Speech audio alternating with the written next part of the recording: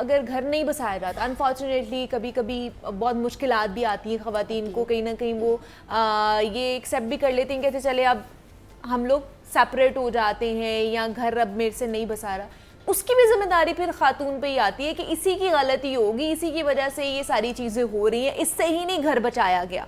देखिए ये फिर वही बात है, जब हम एक्सपेक्ट औरत से ही ज़्यादा करते हैं तो फिर हम इल्ज़ाम भी औरत को ही ज़्यादा तो क्या फिर अब फिर मर्दों को भी अब इनकी काउंसलिंग होनी चाहिए? काउंसलिंग होनी ही सबसे पहले मर्दों की चाहिए। आप देखिए अभी मैडम भी बात कर रही थी, इनके मैंने बड़े क्लिप्स पहले भी सुने हैं, आप भी अभी बात कर रही थी कि औरत को बन ठन के रहना चाहिए, औरत को ये करना चाहिए, औरत को वो करना चाहिए।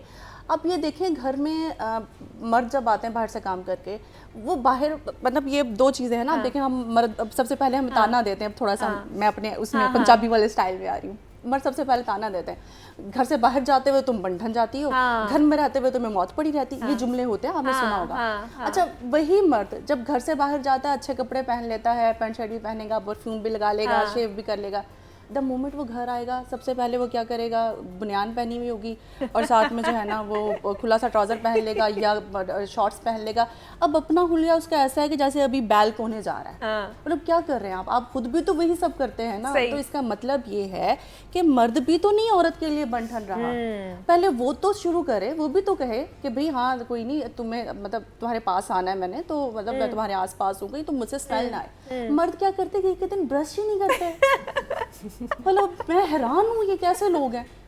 मैं चूंकि को एजुकेशन में पढ़ाती हूँ, मैं लड़कों को मैं बकायदा टोक देती हूँ, वो हंसे मैं कहती हूँ इतनी दाढ़ी लंबी हुई भी होती है, शेव आई भी होती है, बाल नहीं कटिंग कराते हैं, कपड़े इस्त्री नहीं होते, ऐसे घरों से कपड़े निकाल के लाते हैं, पहन के वही आ जाते हैं, जूते टूटे हुए हैं, वैसे मोबाइल हैं सबके पास, स्मार्टफोन है, बैलेंस भी डल रहे हैं, लड़कियों से बातें भी हो रही हैं, जानू मानू भी चल रहा है। आप अपने कपड़े साफ सुथरे नहीं रख सकते बेटा।